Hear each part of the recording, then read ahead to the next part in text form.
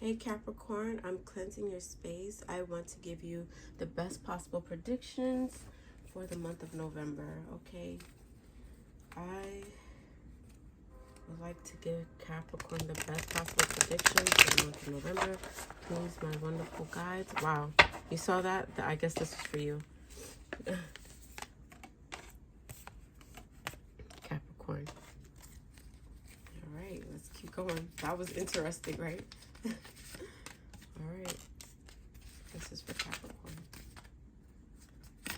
What predictions can we give Capricorn for November? Give it up for Cap. All right. I'm liking this outcome. I feel more connected. All right. So at the start, we have King of Cups energy. This is your energy. So I'm guessing, like, in your present past, you were able to control your emotions. Maybe at some point you were not control your emotions, and a little bit like, you know, sometimes we do get very emotional depending on what state it could be, a relationship or work. Sometimes we get really upset. However, it almost seems like you were controlling your emotions and preparing for like some type of battle or preparing for some type of dispute, which we see here with the Five of Swords. And the Five of Swords usually means like there's some type of conflict, right? There's a conflict where everybody wants to have it their way, and everybody's willing to win at all costs, and all costs, I'm saying costs, and that creates conflict because nobody's trying to listen to what the other person has to say. Okay, and it's almost like it's just causing tension. And it's now we have the moon, where it seems like all this tension is just creating like storylines in people's heads, or your head rather. And that's what happens when we have the moon. The moon is almost like disillusionment, like it's illusion. We get in our heads and we create things that aren't there, and it really does affect us. It affects how we approach reality too, and approach others. We have death in reverse. It's almost as if it's saying that you don't want to change, right? Because death is usually like end of a cycle. However, you're fearing this change. Fearing what? Fearing this Knight of Cups energy. Fearing the ability to follow your heart. So you rather stay in this, oh wow, so you rather stay detached from reality and continue to feel like, you know, everybody's against you.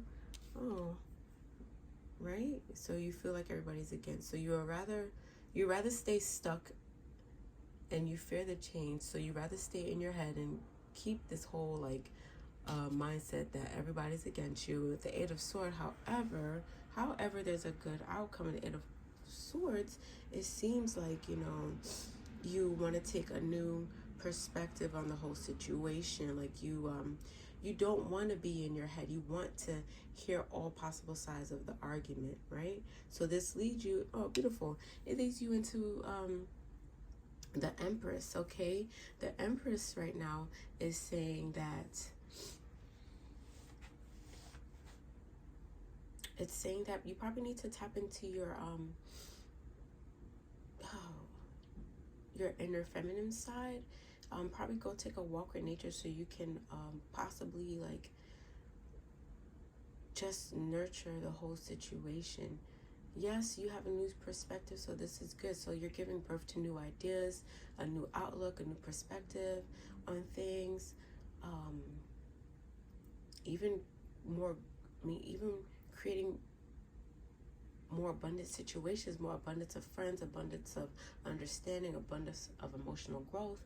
And we see this here with the wheel. It's the Wheel of Fortune, meaning that you have a change of luck. So whatever bad situation you were dealing with back at the top, there's going to be a change of luck here. Your luck is changing for the better, all right?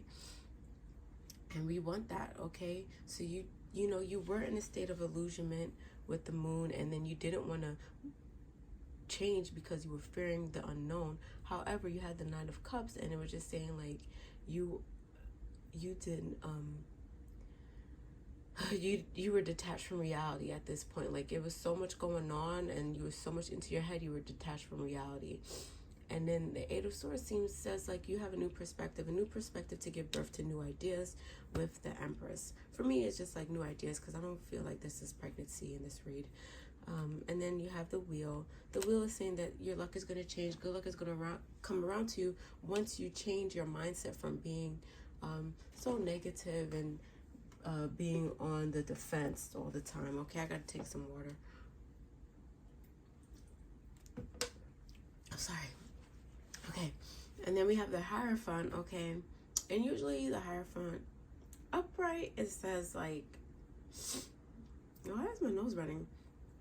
You know, you're willing to conform. However, while you're in this state of winning all the good luck, you want to rebel. Why do you want to rebel, Capricorn? Why do you have this rebellious spirit? And upright, we have the Knight of Swords. Good for you. It just fell out. You want to rebel because you want to take hasty action towards something, right? You're ready to move forward. All right, you have this new outlook, this new perspective. You have all this luck, and you want to hit the ground running. You want to charge after something. Good for you. Charge after knowing your inner self. Good for you. Okay, trusting your inner self again. I love this. And so it's pretty much saying like judgment's in your favor. You have the Wheel where you have a streak of luck, and then you're in the Hierophant where you want to rebel. You don't want to conform to society's standards.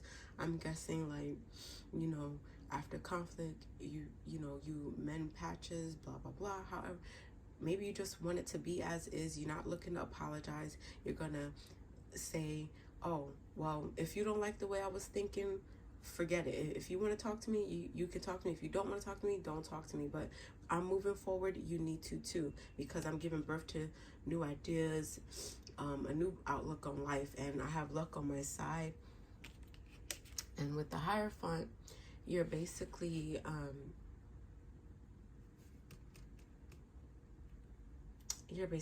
rebelling against everything. And now that you're rebelling, you're just gonna, you know, take everything that you learn from the situation and put it all into action. All right, you're making hasty decisions, and these hasty decisions are going to lead you to finding judgment. And the judgment is pretty much on your awakening that you're trusting your inner self again. Things are working out in your favor. It's just like a rebirth. Like you went through such negative things at the top. You're having a beautiful rebirth at the bottom. It's basically like, for me, it's karmic. It's pretty much saying all the bad things you experienced at the top, all the disillusionment, blah blah blah, not moving on. You're ready to move forward. You're ready to have a rebirth. You're ready for life to show you what it has in store for you. So let me give you some kippers.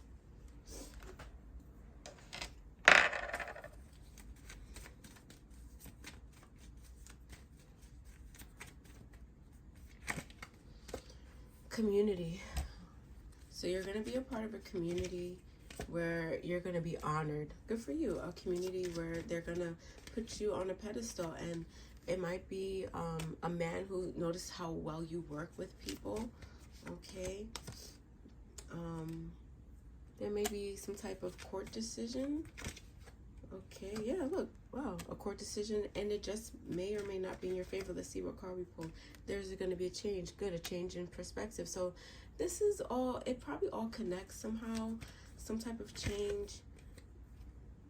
So a change in abundance, a change in money. So there could be a man or like some type of person that comes into your life that gives you some type of guidance, or some type of guidance where you guys create like some type of partnership, and you feel lucky to have met this person. So you guys just might end up being lovers.